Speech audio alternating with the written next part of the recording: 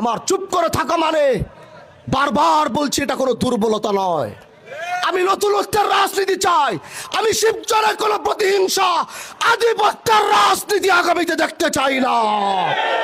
আমি গত কয়েকদিন যাবৎ ভালো মতো খেয়াল করছি যে আমাদের কিছু ভাইরা তারা খুব লেখালেখি করছেন এবং খুব কথা বলছেন।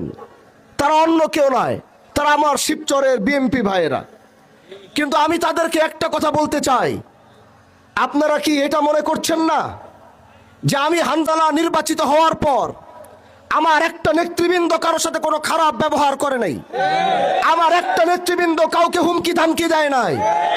আমি হানজালা এমপি হওয়ার আগে যে আমার কতটুকু পাওয়ার ছিল এই শিবচরের মাটিতে, এটা কি আপনারা দেখেন নাই?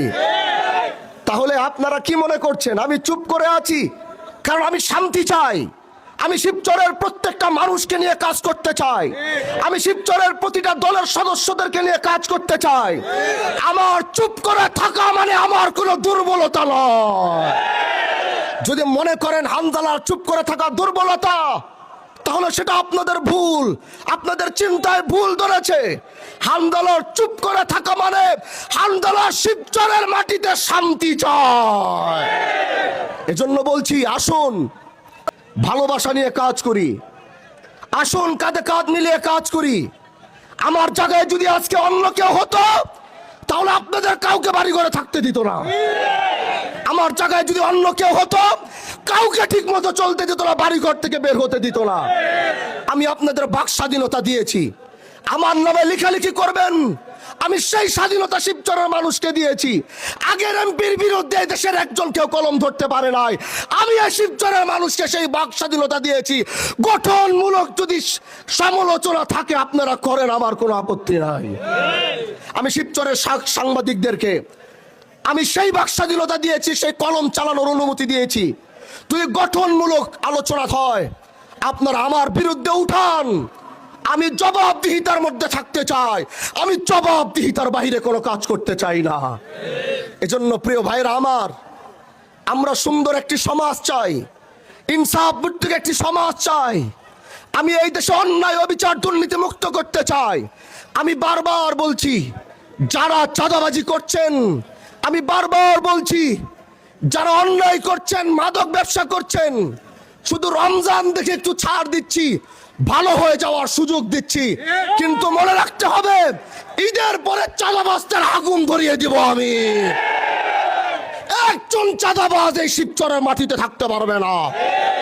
বাস স্ট্যান্ডে নিজে গিয়েছি, বারবার সময় দিচ্ছি, সুযোগ দিচ্ছি। আমি সময় আর সুযোগ দেওয়ার কারণ হচ্ছে, আলহামদুলিল্লাহ নির্বাচিত হওয়ার পর এদেশের 50% মাদক ব্যবসায়ী আর চাঁদাবাজি কমে গেছে।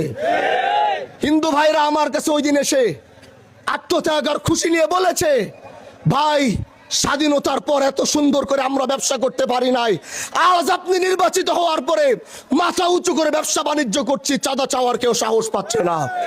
মাননীয় প্রধানমন্ত্রী জনাব তারেক রহমান সাহেবকে আমি বলবো, এই কথা আজকে আমি গ্রামে বলছি, আগামী কালকে পার্লামেন্টে দাঁড়িয়ে বলবো, আপনার নেতৃবৃন্দকে সামলান, এরা বিএনপির মান সম্মান ইজ্জত সব ডুবিয়ে দিবে।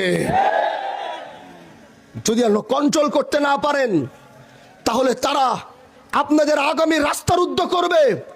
যেই সুন্দর বাংলাদেশ গড়ার স্বপ্ন নিয়ে আপনারা নেমেছেন, এরা বাংলাদেশের সেই স্বপ্ন আপনাদেরকে পূরণ করতে না দিয়ে জাতির সামনে আপনাদেরকে ভুল প্রমাণ করবে।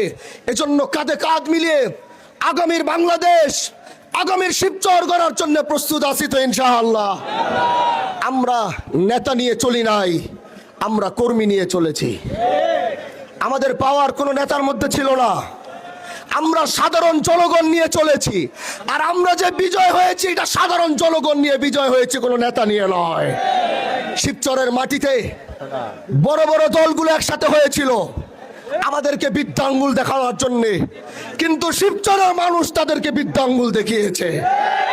তাহলে 32 বছরের রাজনীতি টাকার মাধ্যমে অর্জন করি নাই, 32 বছর আধিপত্যের রাজনীতি ভেঙে দিয়েছি।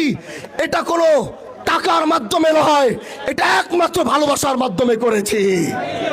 এজন্য প্রিয় ভাইরা আমার, আগামীতে এই শিবচরে কি হবে শিবচর কিভাবে উন্নতি হবে, শিবচরকে কিভাবে চালাতে হবে, এটা আমি হানজালা একলা নয়, এটা আপনাদেরকে সাথে এবং পাশে নিয়ে করবো ইনশাআল্লাহ। সাথে থাকবেন তো?